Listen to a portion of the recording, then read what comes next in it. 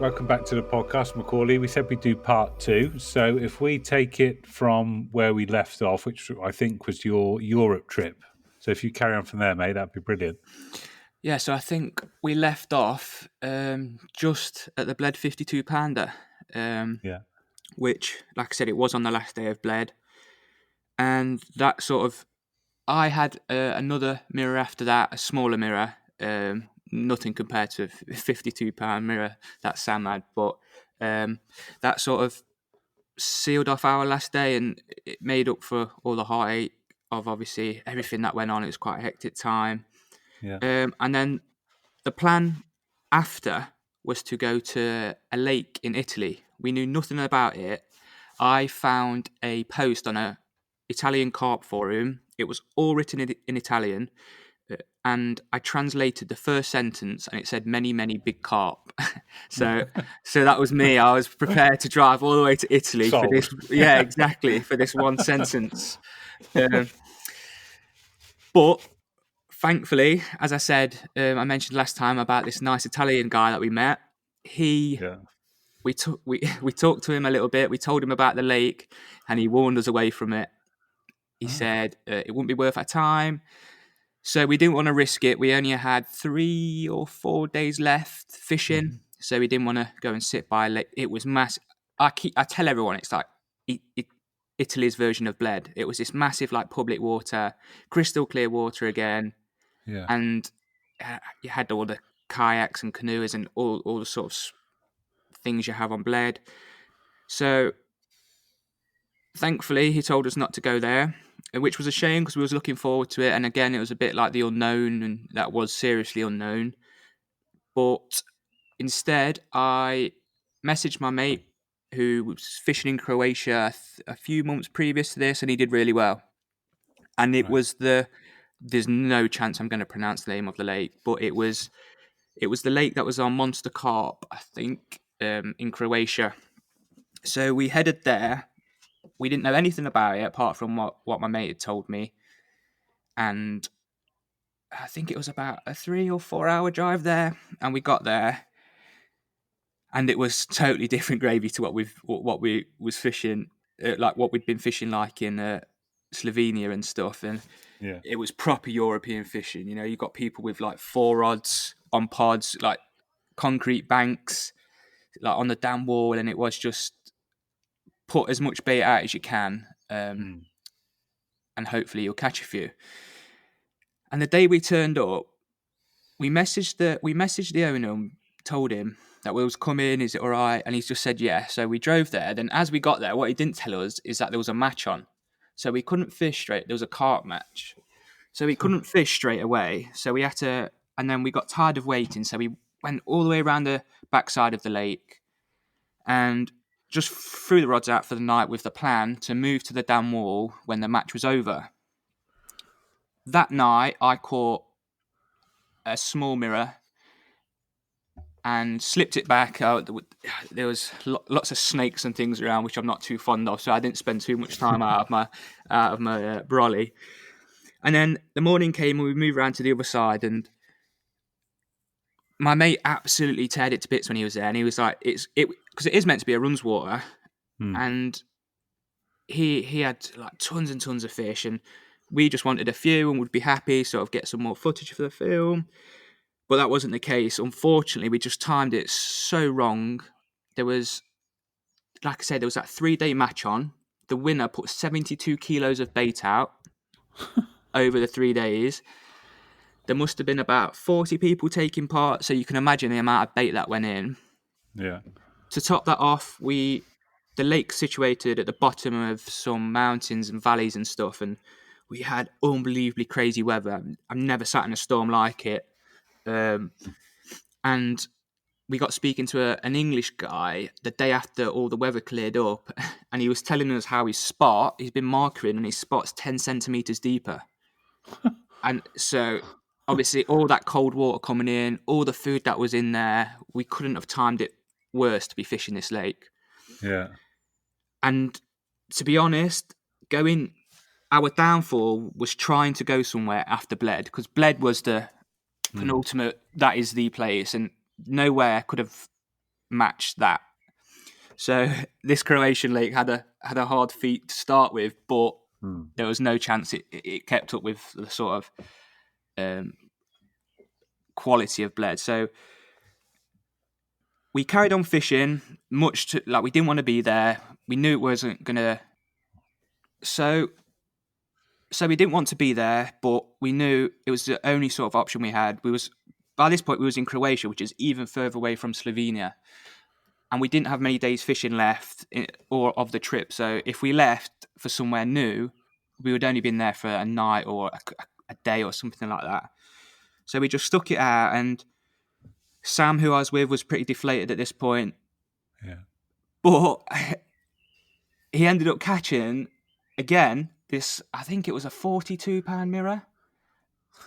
And just from out of the blue, we was both like, we wasn't fishing 100% because we was 15 days in, and we were shattered. Yeah. And we went there to chill out a little bit, hopefully get some proper sleep, eat some proper food, because we're a bit more camp session, like bait and wait now.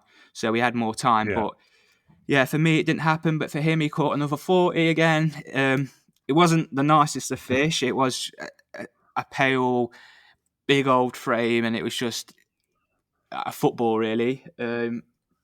So we finished there, and then we wanted to stop back in. So we left there, and then we wanted to stop in Belgium again because we really enjoyed it the first time, and it was on the way home, so it was sensible.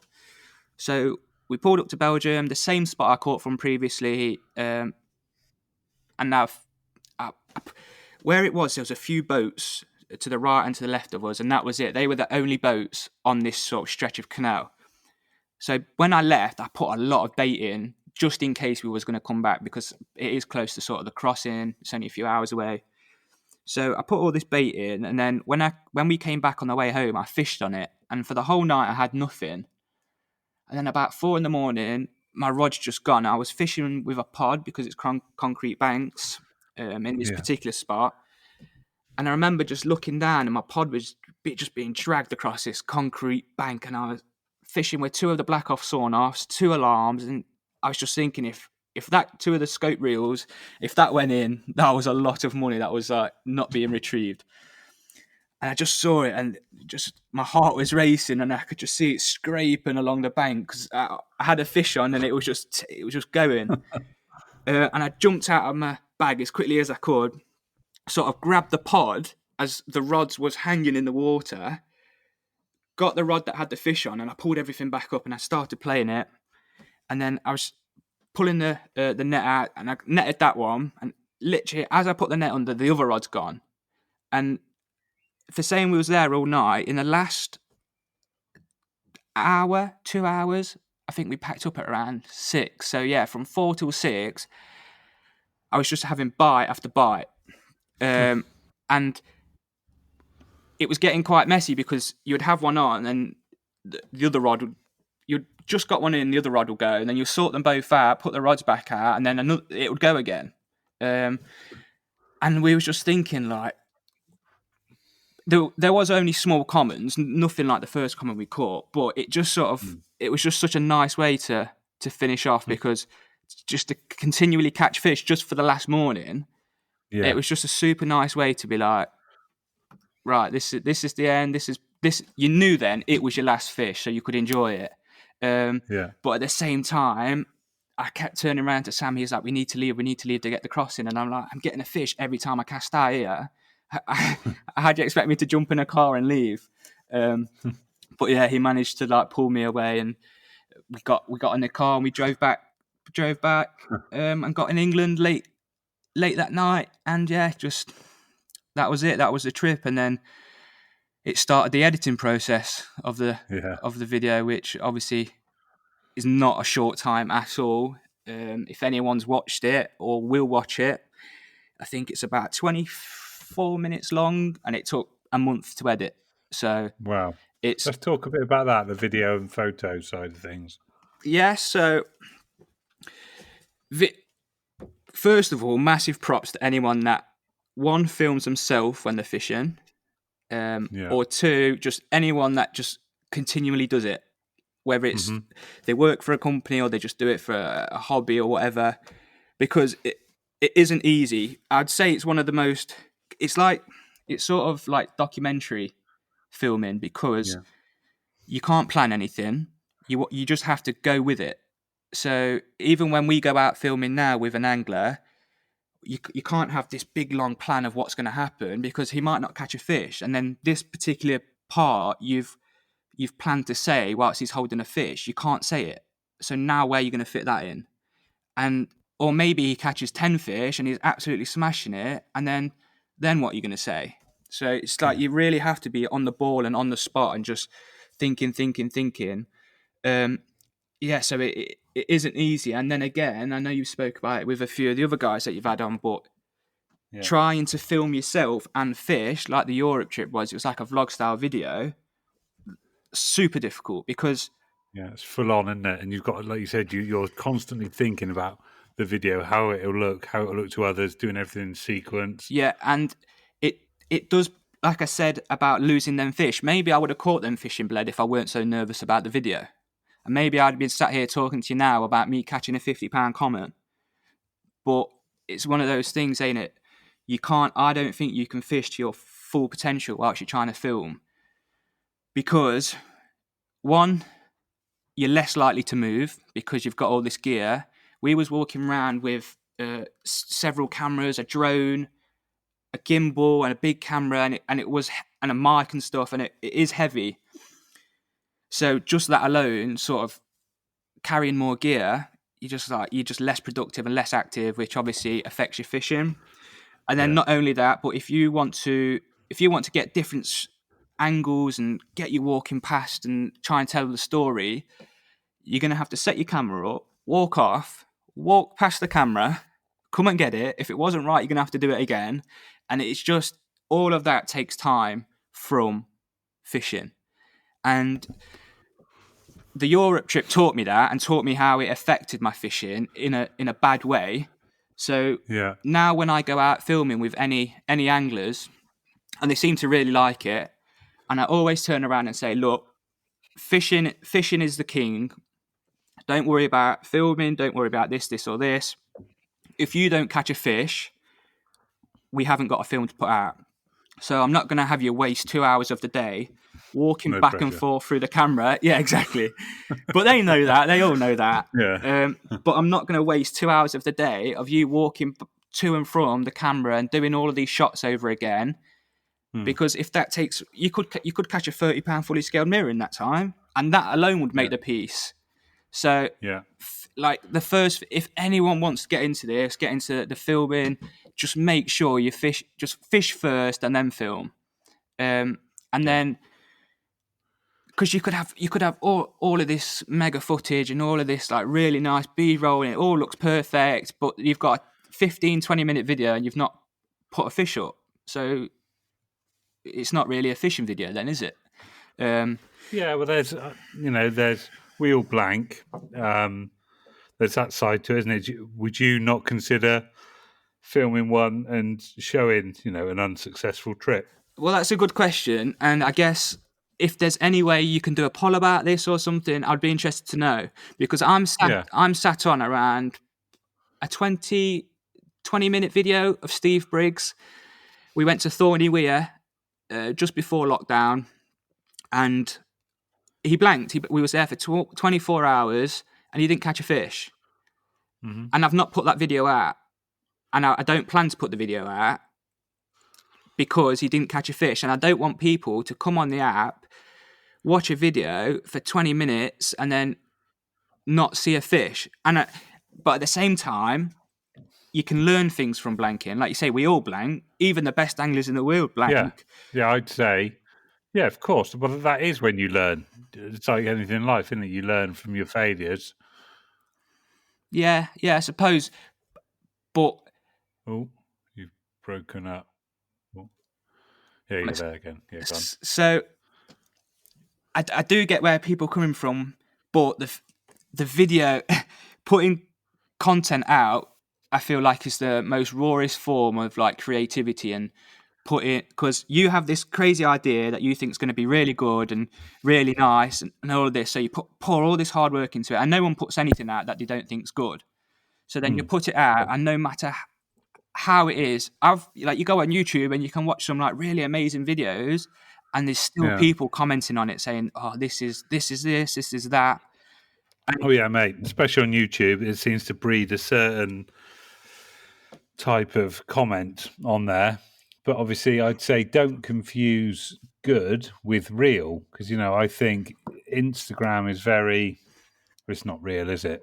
We all blank, we all fuck up, we all do everything else. I think I don't know. I'm not an expert, but I think there'd be a market for stuff like that where people don't catch, because there's loads of lessons learned in there, and there's maybe I should have done this in hindsight or done this. So if I made you sit down now to watch a 20-minute video, and the person fishing didn't catch a fish, would you finish that video being content and like, yeah, I'm happy with that? That wasn't a Yeah, I would. Would you? But then because I'm into photography and a bit of videography, I'd be looking at how well the video was shot and everything as well. Yeah, true. Yeah. So if it's shot nicely and put together well, yeah. So yes, I would be content. I guess my worry comes from, again, it is paid for content. So if people are paying, they expect the best. Yeah. So if I'm releasing a video that I feel if it hasn't got a fish in, it's not as good as it could be. Because even when you go out with people, they're always like, "Oh, one more fish and that'll be quality." Or if we catch a fish, the pressure's off. So everyone already knows. The anglers already know that a fish makes the film. So I guess I will release it. I will release that Steve Briggs video. So what if Steve Briggs dropped an absolute gem, like an absolute knowledge bomb in that video that he could pass on to, if you've got thousands of viewers? Is that not good? Is that not a win? Yeah, exactly. And I guess the series that it was in is called a Watch and Learn series. So it is exactly that. Watch, because I sort of explain it as, I'm a big believer in monkey see, monkey do. So you learn from watching people that are better than you do things. And not everyone can go fishing with Steve Briggs and Mike Wilson and people like that. So I'll go fishing, I'll film everything that they do, and you can watch what they do and learn from it. Yeah. So I guess, you're right in the way that, and he does drop a few quality points. Well, there you go. So I guess that's where it is.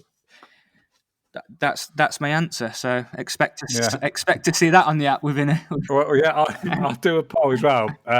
After I've done, or I'll include it as your story tonight for this part 2. I'll do like a little poll and I say, "Would you be interested in?" Like there's 2 options. Yeah, it's good to know, isn't it? It's good to see. Yeah, it is, and it will be good to know, and it'll be interesting, and obviously it will dictate how.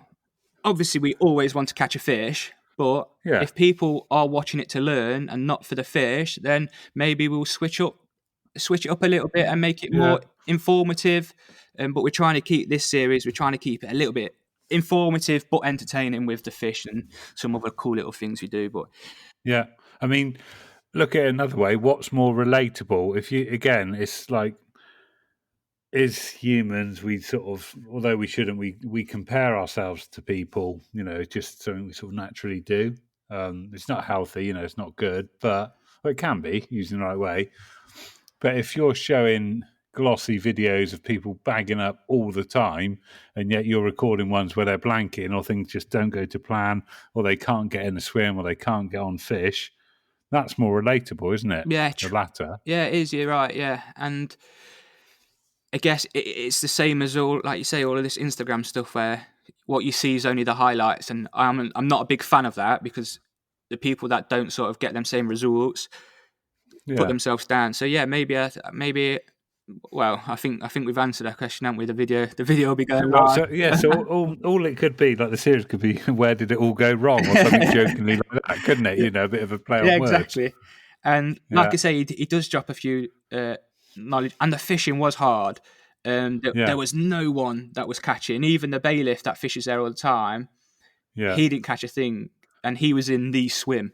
So Yeah, Well, there you go. Yeah. it wasn't out of Steve's error at all. Obviously, he's an amazing No. angler. He's caught some Yeah. incredible Yeah. fish. So yeah, it just happens, don't it? It happens to the best of us, and it's those sort Yeah. of things you have to prepare for when you're filming. And we turned up, and you're sort of there like, oh, we're going to do this, we're going to do this. We want to know this from him, and when he catches Yeah. a fish, we'll talk about this, and then if it doesn't happen, you just have to go with it.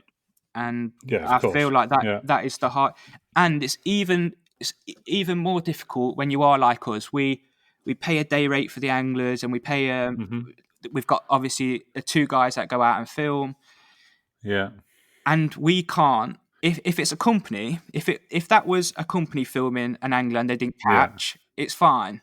They've not paid the Yeah. angler really. Yeah. It's probably in his contract, and he gets a bit of tackle and stuff. So Yeah. they can go back on another day and film and catch a fish. Yeah. Exactly. But it's different for you Yeah, because it's all planned well in advance yeah, and exactly. it's a cost. Why don't you then, Macauley, on that note, have a handful of scenarios that you can flick back to, so it's fishing well, chances are we're going to be game on for some bites here, it's going to happen, or we know it's busy or it's not been fishing well, so this is what we do a bit more b-roll, we do a little rig clinic, we do a bait, something like that. Have like 4 scenarios that will sort of cover most situations where you can adapt your filming and your content on the day, because like you say, you don't want to waste that day and spend all that money and come away with, in inverted commas, nothing. Yeah, exactly. And we do have a sort of plan like that. So we always do Right. a rig video with each Mm-hmm. angler, and we do like little bits and pieces. So with Steve, when we was filming, we got the Black Mirror story from him, Right. and that was 30 minutes of just insane storytelling, Yeah. and that was worth it alone, because that Yeah. was I edited that back, and sometimes when you're editing things, you're like, oh, I've heard this 10 times, I've watched this same clip Yeah. 10 times, but no matter how many times I was watching the same clip, it was just like, Yeah. geez, you really did that. And What? And you're not going to put this up? You were saying initially. pardon? Oh, And you saying you weren't going to put this up, or is that like a separate no, bit? this was a separate bit. So when we was filming Right. this watch and learn with him, we sat down in Yeah. the morning because it didn't look like we was going to catch a bite, have a bite. So it was like, right, we do want to get something out of you, so let's do the Black Mirror story. So we did get a video, and it's probably up there with one of my favorite videos. To be fair, it's just him sat down talking, like storytelling, and it was just unreal. So you have to have your backups, because as a business, you are paying for these anglers, and you're paying for their time, and you don't want to waste that money. So it's super important to get it. And then moving on, apart from obviously all the difficulties of taking things as they come and just going along with the stride, you've got to be so disciplined. You have to get up at 4 a.m, at 5 a.m to capture that shot, to let people know it's the morning. There's no like, oh, he's not up, so I'm just going to lie in my bed for a little bit longer. You have to get up, because if your last clip is him saying midday the day before with a fish, and then all of a sudden you're 12 hours, 18 hours ahead in the next morning, for the story, it's not that great. So you have to, even if something's not happening, you sort of have to show the time passing. And obviously there's a lot of ways to do that, but we always try and be creative about stuff and do things differently. And it's you sat there, there's 2 of us, and we're just talking to each other like, right, nothing's happening now, but how can we show this in a fun way that people aren't, because like I said, some of the comments you get on YouTube are, I said it last time, well, I've just watched a swan swim around for 5 seconds, I've come here for a fishing video. But it's those things you have to sort of do it is the B-roll and sort of the building blocks to the story. And yeah, of course. Like I said, I've said it already. YouTube is just full of, I don't know, complete dickheads, isn't it? But not full of it, but you just get those special commenters. I've said before, I like going out of my way to troll them back. Yeah, honestly, I don't blame you, because it pains me to say this. It absolutely pains me to say this, and it's not the whole fishing sort of community at all, or the carp angling, but it does seem like a really toxic place. Yeah, I think. Someone Yeah, a small minority of people always have something bad to say, and that's life, though, isn't it, mate? yeah, exactly, and that they're never afraid to say it. Whereas the people that like something just do it in quiet. They go about the Yeah, no, life. hold on. They're never afraid to say it online. You mean? Yeah, exactly, Chances are that YouTube commentator that's an absolute twat isn't going to come and say that to you in the street or at a show or anything like that. That exactly. you only get. That's probably like a 0.1% that someone would actually say that to your face. So, and what got me is like I did this late directory, like the late from tonight. The late directory is free, and because we wanted to start the app with a small number of subscribers, so we didn't overfill it straight away and it gets slow and And people test complain. Yeah, everything. we wanted to sort of Yeah, build up. yeah. So we did it for paid subscribers to start with, and now just the late directory and probably 1 or 2 videos a month are going to be free on the app. Yeah. But all the other premium content is obviously you have to sign up for. But I did this late directory and people were still moaning, and they were saying, a comment I got was, "Oh, a late directory. This is going to turn all lakes in the country into Bivvy City." And I thought, why are you?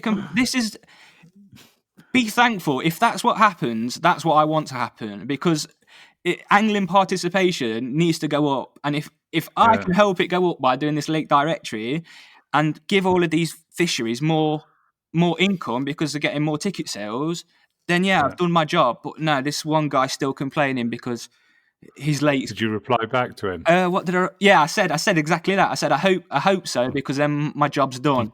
Because that's what I want to happen. I want people to go fishing more because it is the best sport in my opinion. So yeah, if I can turn every lake into the country into Bibby City, then I'm gonna have a few beers in celebration.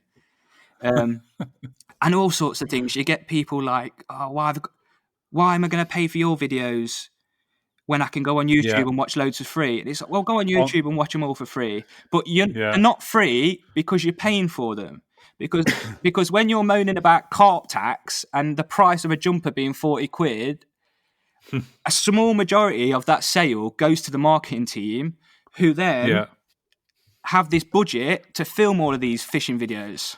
Yeah, of course. I spoke with Macauley from Baitworks off mic the other night after we finished recording. We talked about paid content, and it's weird. It's like there's definitely a shift coming, and I think it's good because I mean, I'd happily pay to watch the sticky videos, the reflections videos. I'd pay money to watch them. When they're thinking anglers, I'd pay money to watch the ESB carp gear ones because it's an event. But I don't know. There's obviously they're all brands. They're doing it, to it's marketing. Exactly. But I think for the likes of you, for the likes of me, eventually I want to make this podcast my full-time gig. There's a shift. There's a shift coming. It's just working out how to do it, and it's the consumer's mindset. It's transitioning them from all of these people are already paying for the content. That's the thing. They are everything that they watch. They are somehow paying for if they've bought a product for that company.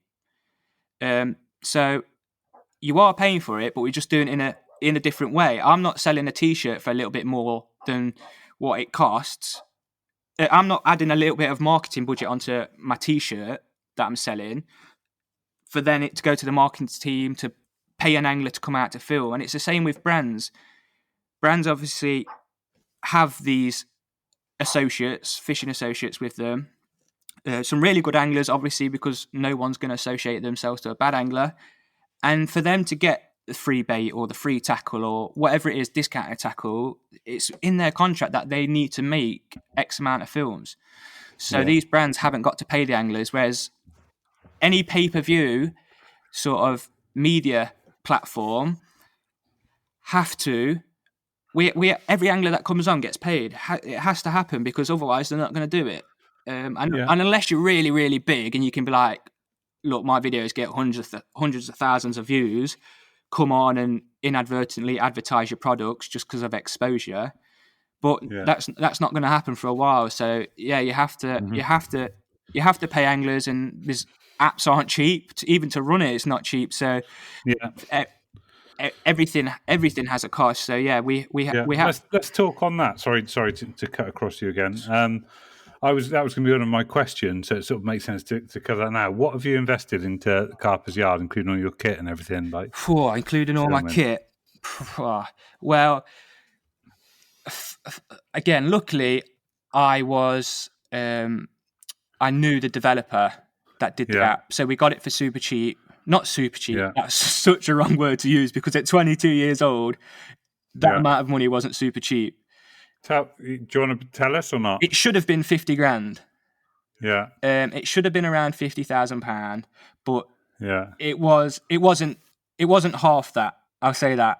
But for a 22-year-old kid to sort of spend that kind of money, and my camera gear. When you say it wasn't half that, what are you saying? It was more than half or less than half? It was less than half.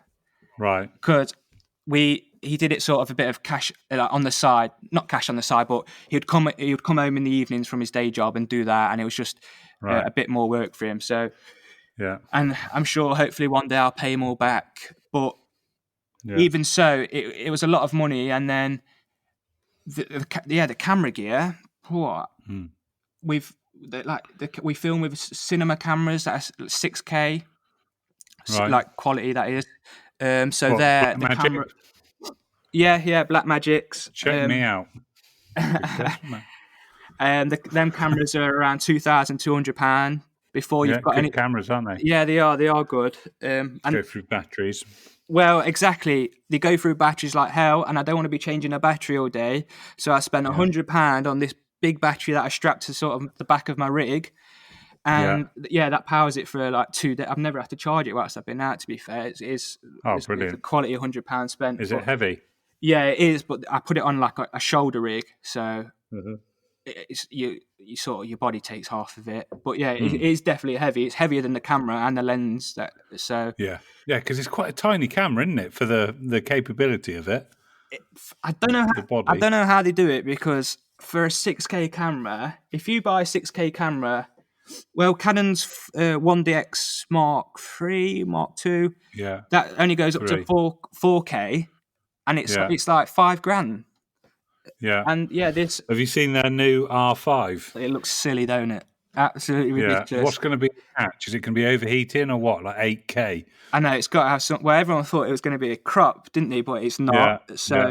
But I imagine it's going to be quite a hefty price tag to go with that. But again, I've heard rumours they're going to say it's going to be under £4,000. Which doesn't make sense when you think the 1DX3 is like £6,500. Exactly, because it would put no one's going to buy that 1DX if the R5 is that cheap and outperforms it. Yeah. But yeah, camera gear is expensive. Obviously, we want to put out 2 videos a week. Well, we do. We put out 2 videos a week, and fair play. We get in the anglers for that. Like I say, no one's going to do it for free. You've got to be competitive, and it's not that I want to be competitive, but I want them to trust me. Do you know what I mean? I don't want to be like, what is the minimum I can pay you? I want to be like, look, no. We can pay this. I don't care what you are, who you are, blah blah blah. We think your time deserves this amount of money.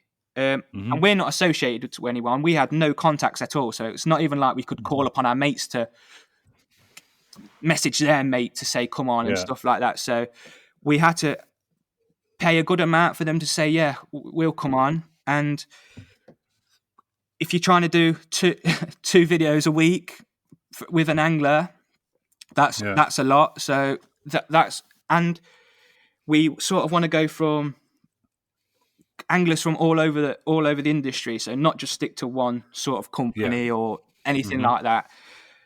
So you've got to be fair with them all, because everyone talks. Most of the anglers know each other. So if I'm paying one X amount of money, and then the other one less, he's going to come to me, or he might not come to me and say, "Oh, you underpay me," blah blah blah. Just won't come back. But he just won't come back, and that's not what we want. Not what we want. We want people to be like invested in us. Yeah. Have you knocked up a business plan and everything with it? Yeah. So it's weird, right? I did this for. We had a business module in uni. And Yeah. I did this because it was, like I say, I had this idea for ages, and I did my business plan on this in uni. Yeah, it was like 72 pages long or something ridiculous, and it got like, I had like a 3-year forecast and went all into detail about every single month, and Yeah. yeah, I got a first with that, and they said how like well it was and everything. So Yeah. I thought, right. And then I came back, showed it my parents, because my parents have helped me out quite a lot with all the money side of things as well. Yeah. But they obviously wanted some kind of proof that it was going to work or that it was viable. So yeah, I Yeah. flashed them this business plan that I did at uni, and yeah, 3 sorted. days later, they finished reading it. Yeah, exactly. Yeah, well, I feel sorry for my lectures because a lot of work was like that. But yeah, it was. We couldn't come into this half-hearted. We knew it had to, No. because no one's going to buy in, and for anything, your first impressions are massive. Obviously, everyone says that, and it was like it when I listened to the first the first podcast I listened to with you. It was like Yeah. the sound. I said to you before, the sound quality. You're just like, yeah, this is proper. It's not just someone sat on a phone calling their mate and Yeah. just filming it from a camera or something and just taking Yeah. the audio. It is proper. So yeah, first impressions are massive, and we wanted a really good first impression, and Yeah. in sort of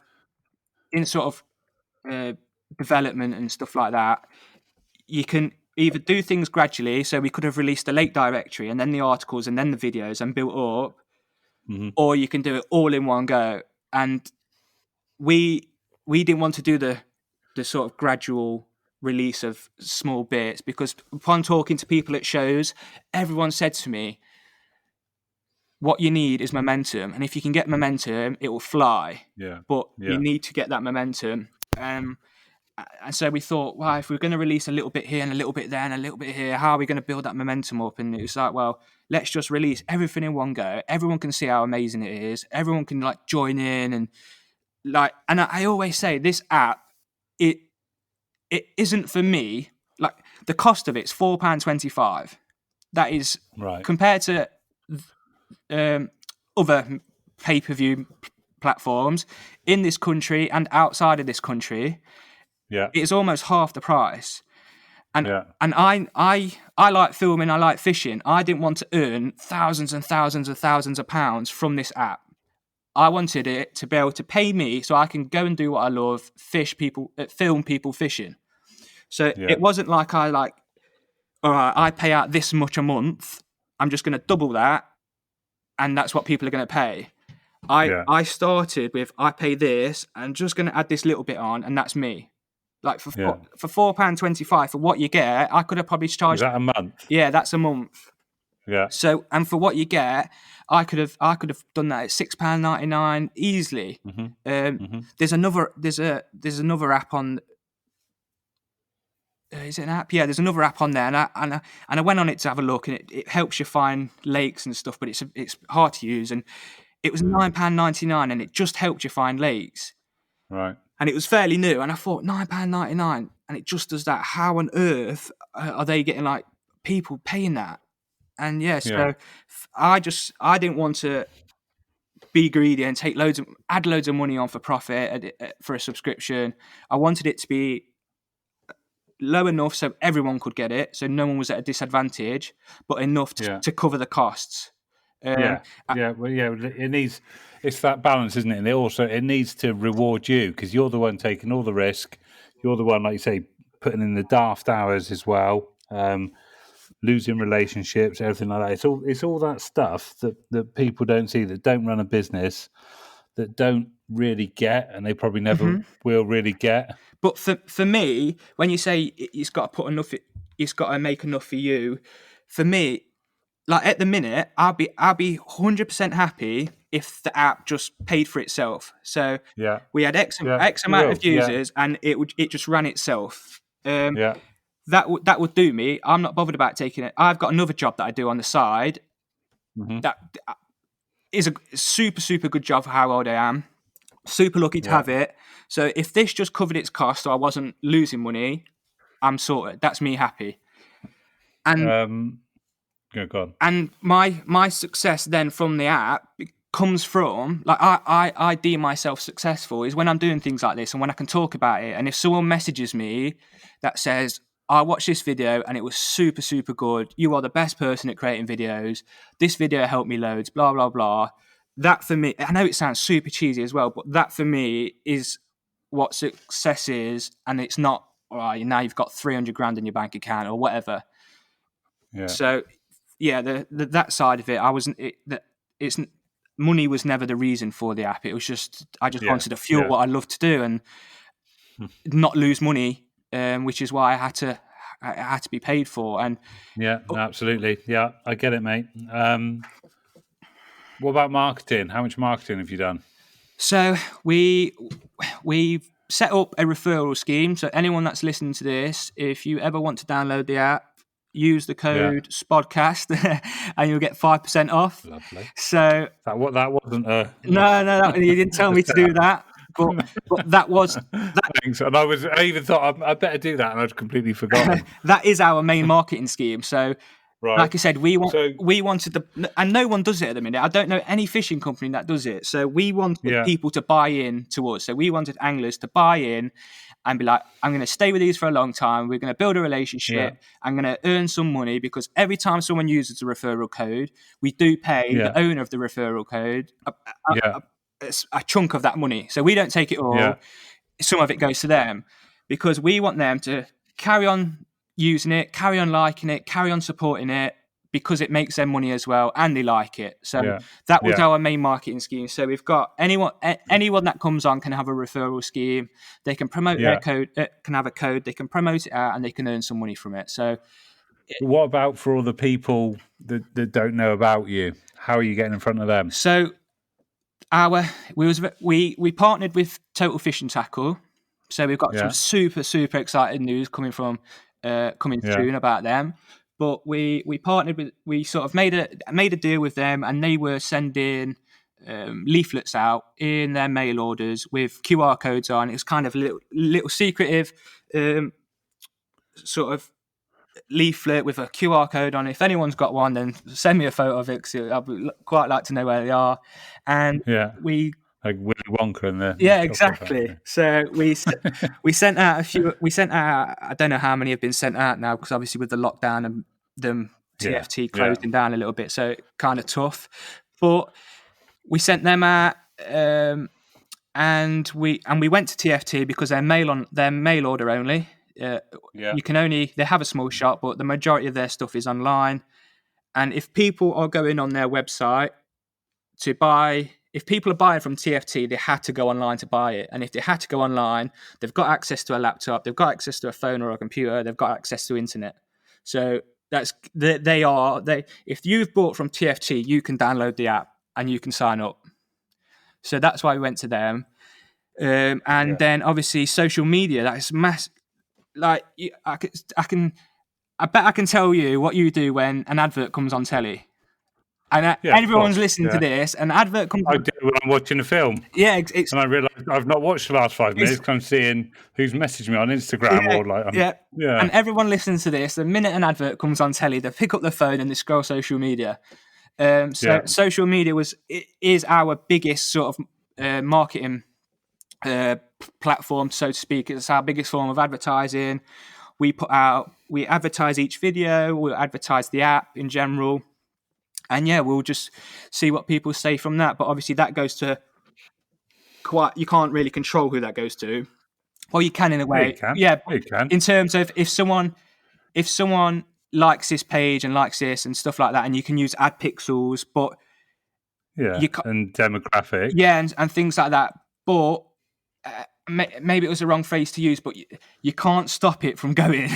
And this is to the wrong people. Exactly that. Yeah. And that's where the issues come. And I've had some like messages from some people will comment and be like, "Oh, I saw something like this once, and that failed as well." Lol. And it's like, why? One, we're not failing. We're smashing it, and it's been super successful, and we're super happy with everything that's going on. So, shut up. And two, why? If you are an out and out angler and you love this sport, you should never be happy that a fishing business has gone bust. Yeah. That's not. I'd have lost interest if they'd finished the sentence with "lol." Yeah, I know. Well, yeah, that it'd be good if on the Facebook ads you could target out anyone that says "lol." So, and it's just like, why do people even go and do something else with your time and send me a message like that? And it's the same. It's the same with everything. You see, I obviously I don't have any social media, but with my business and Carper, we have it all. So, and you follow brands and stuff, and you see someone release something, a product that they genuinely think is going to help, and it is a genuinely good product, and it still gets hate, and you're like, someone's poured their heart and soul into this. If it's not nice, just don't say it. Just let it. I often wonder what that hater, what they're doing, how they look like. They sat down in the basement of their grand's house with their pants around their ankles, going, "Oh, I've got another victim." Exactly. Or are they craving attention, and they just haven't got.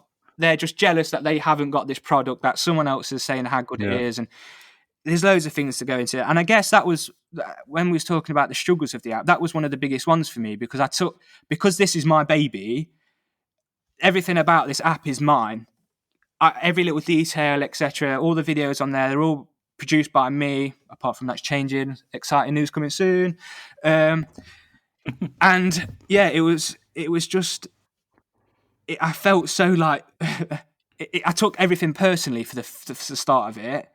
And it was sort of like, well, why are you saying that? Because I'm trying my hardest and I'm doing this. And if you don't want to pay for it, then don't watch the content. Just watch some free stuff, because there's going to be free stuff on there. And then just be happy that it's free and that you've got a carp fishing app on your phone. You can't take it personally. I know. Well, that's what that's what I've got to now. It's just like water off a duck's back now, and it doesn't bother me. I just find it laughable. But it makes we've had some really, really nice messages, and they make up for that, because it's easy to write a bad message. I feel to slate something, it's super easy, but to like something enough to then come and say, personally message you and be like, mate, we watched this, it was quality, and keep up the good work, we're loving the app. It's just like, that's why I did it. That is the success. Like I was saying before, like about success when people were coming to ask me to be on the app and things like that. All of my success is from like creditability and not money. It'll come. I can see you've got everything right. It's just a case of rinse and repeat. Keep doing it. Keep learning. Keep tweaking. Do you do any pieces to camera yourself? Yeah. So on there we've got the photography and videography course. I film all of that myself. The European video, obviously that featured most of me and a little bit of Sam. Yeah. But I sort of try to keep it to, for the time being, and it will always have other anglers coming on, because we want it to be a big collection of anglers from all over the country, and not just dedicated to one company. So we will always have different anglers on, but over time, when people start to get to know me a little bit and what I do in terms of fishing, then there's going to be more of me. We've got some guy out in Australia that no one really knows of. He's doing some super cool stuff. We've got that on there, and we've got, like I said, and I feature a little bit in that. So we've got the video and the photo course. I do some rig things as well. So I do bits to the camera myself. Cool. But I'd much rather be behind the camera, because it is difficult talking to the camera. And I have this thing, and it will, at the end of the year, I'll probably put this blooper reel together and everyone will laugh at it. Do. People love it. Yeah, people do love stuff like because it is funny, and I sit there and when you're trying to go off the top of your head, I'm thinking about 3 sentences down the line and not what I'm saying now. So everything gets mumbled up, and then you get 5 sentences down the line and you think, oh, I said a bit of this a minute ago. And then you just have to redo it again. I'm getting the hang of it. Obviously, it gets better with time. When we went out with Mike Wilson, it was just all off the top of the head, and it makes it so much easier because you haven't got to cut things out, and you've not got to do this or this, and you've not got to editing magic. And me and my mate just looked at each other and was like, and we went and sat back down in our bivvies, in our brollies, because we set them up behind him, and was like, Yeah. Jesus, that's going to be easy to edit. It was literally one cut at the start and one cut at the end, Yeah. and that was it. And it was just like, God. Yeah, mate, it's a fine art to speak well and to just perform well on camera. I notice it like when I get guests on that just do a lot of media. You just have to point them into a direction, and that's it. Yeah, and they just go. They're just naturals at it. They're just so good at it. And even when I'm doing it, I can't help but think. I don't know why it's this pair, but like Holly and Phil off this morning, I'm just like, how do they do their job every morning? They do this. They talk to the camera every morning without fail, and they never make a mistake. And it's just like fair. And I can imagine some of the other guys that do in fishing, and like I say, Mike was amazing, and Alfie was super good when we had him on. And it's just like, the more you do it, the obviously better, and the more comfortable you get. And I think it's more that you don't worry what you're saying. So you're not that's exactly it. You're not trying to overcomplicate. You're not overthinking things, and you just let it flow. And it's just like a standard chat.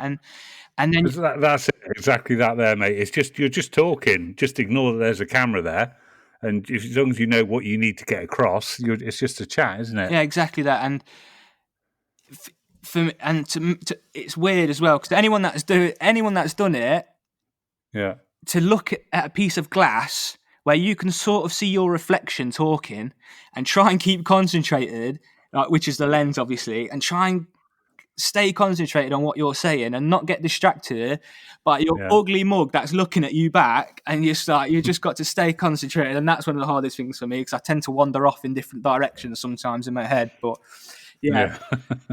I can tell that. Like I said yesterday, I think we're both very similar.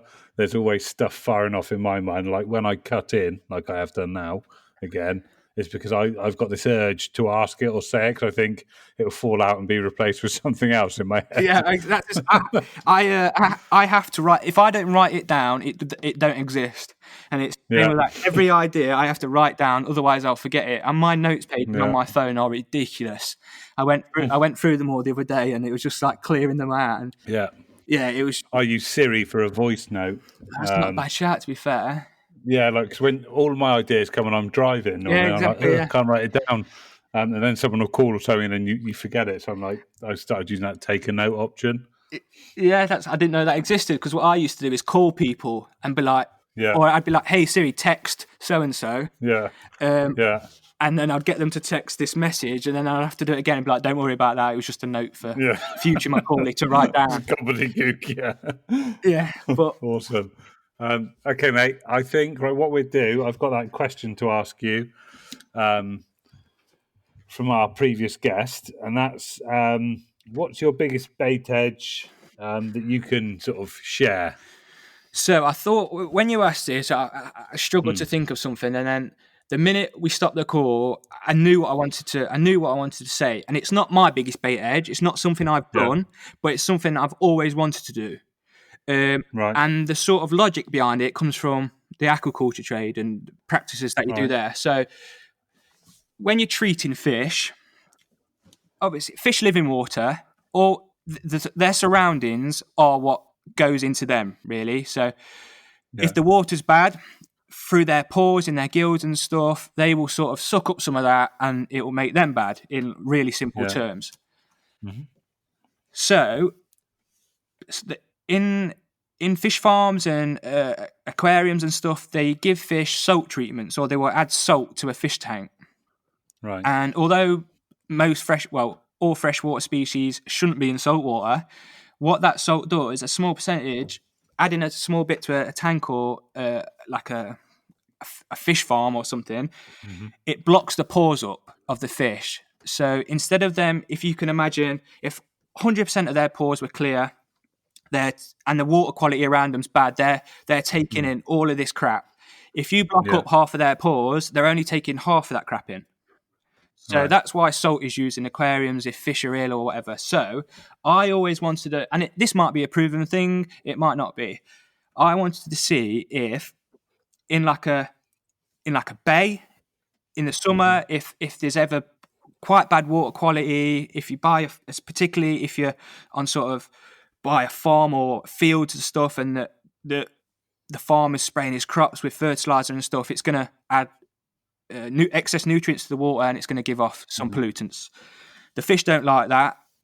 So if adding, I know Nash used to do them salt crystals and adding lots of salt to your bait. If you were pre-baiting in a sort of an area where you could add enough salt for that water to become sort of a hospital for the fish. So they knew if they went to that area of the lake, obviously it'd have to be a small area, so you're not dumping tons of salt in. But if you could make that little bit of the lake a bit more saline, a bit more salty for the fish to go there, because they're not being hammered by all of this other crap that they are at the other side of the lake. So add salt to your boilies, add salt to your bait, add salt to your mixers, particularly if you're pre-baiting, and if you notice that the water quality is getting worse, or if you know that the farmer's spraying crops, etc. So that would be my tip. Go out and try it and see if it works. Nice. Yeah, and a lot of people do recommend it, don't they? Yeah, a lot of people do recommend salt, but I don't know if it was for that. I've not done that much like looking into it. I don't know if it was for that reason, but like I said, that's what it's used for in aquaculture, and that's what I've done 5 years studying, so that's what I know really. So oh, nice. Okay, mate. Brilliant. Thank you. If you've got a question we can ask our next guest, please. So from the next guest, I want to know their biggest fishing hack that isn't fishing related. So something that they take on the bank with them every time that they go fishing, that they can't live without, but it wasn't designed for fishing. Right. Have you got one? Have I got one? It wasn't designed for fishing, but I have this, it's kind of camping. I have this super cool penknife that you flip one side out, it's a spoon or a knife, and you flip the other side out and it's a fork, and then you can snap them apart, so then you've got half a penknife in one hand that's a fork, and half a penknife in the other hand that's a spoon. I've got something similar like that. Yeah, and that, although it doesn't help me with fishing, it helps me fishing in general. That is it. It has a knife on, so I can use it for whatever I want. I just spray a bit of anti-bac on there to clean it, and then I'm sorted out. Bit posh. Have you ever used a spork? A spork only at KFC when they used to do them. But no, I always injure my mouth. My missus finds it hilarious because they've got the knife on the. Is it on the fork side? Yeah. And the amount of times I cut the side of my mouth, probably because I eat quick. She finds it hilarious. I'm not allowed a spork now because I end up doing more damage than good. I can't do plastic cutlery either because I get too carried away when I'm eating, and I'll. Just snap it. Yeah, I'll just snap it before I know it. I'll be eating half a spork. Yeah. Brilliant. Awesome. I've really enjoyed these 2 episodes, mate, and I wish you all the best with the app. Yeah. Just keep doing what you're doing, be consistent, get it out there. It's just you've got it right. It's just getting it in front of people now, I think. Yeah, exactly. That's where we're going now. So, yeah, awesome, mate. Okay, cool. We'll wrap up there. Macauley, thank you very much, mate. Thank you for having me. It's been a pleasure. Take care, mate. And you.